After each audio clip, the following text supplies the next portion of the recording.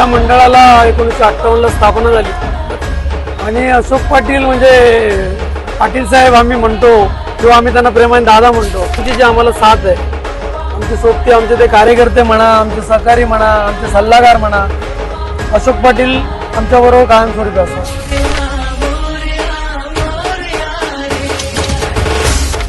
विसर्जन का नाही होत आहे, मग साहेब स्वतः आले तर सर्व पक्षीय लोक आले तिकडे.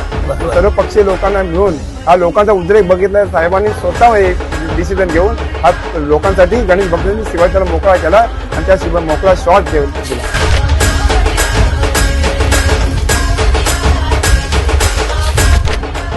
अशोक दादा पाटिल बोलेगा तो ये मंदिर में पहले से ही एकदम जो चाहिए हर चीज़ का उनका सपोर्ट रहता है और ऐसा लगता है इधर के वो सदस्य है.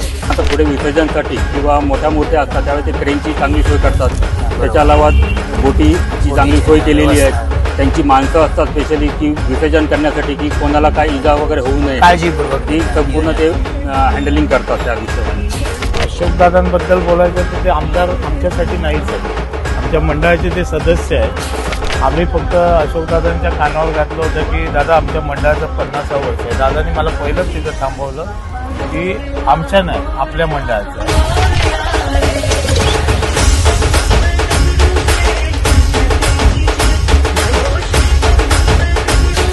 मंडळाला कुठलेही आर्थिक मदत असो, सामाजिक मदत असो, शैक्षणिक मदत असो, कुठल्याही गोष्टीची मदत असो, खेळांमध्ये दादा हे स्वतः एक राष्ट्रपैलू आहेत.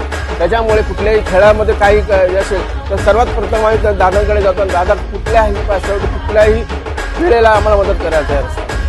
अशोकदादासारखा समाजभिमुख म्हणजे गरीबाला घेऊन चालणारे म्हणजे अशोकदादासारखा माणूस म्हणजे ते सध्या तरी आज अशोकदादांनी जे उपक्रम चालू केलेले 28 वर्षापासून जे सातत्याने ते राबवत आहेत, तर आम्हाला अभिमान आहे की आमच्यामधलीच एक व्यक्ती अशा प्रकारचं चांगलं उपक्रम राबवत आहे.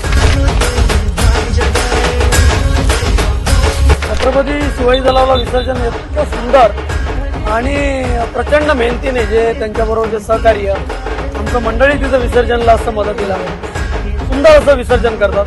म्हणजे त्यांचं ते पट्टा लावणं, गणपती कशा पद्धतीने विसर्जन झालं पाहिजे टेक्निकली जबरदस्त, म्हणजे खूप मस्त करतात विसर्जन.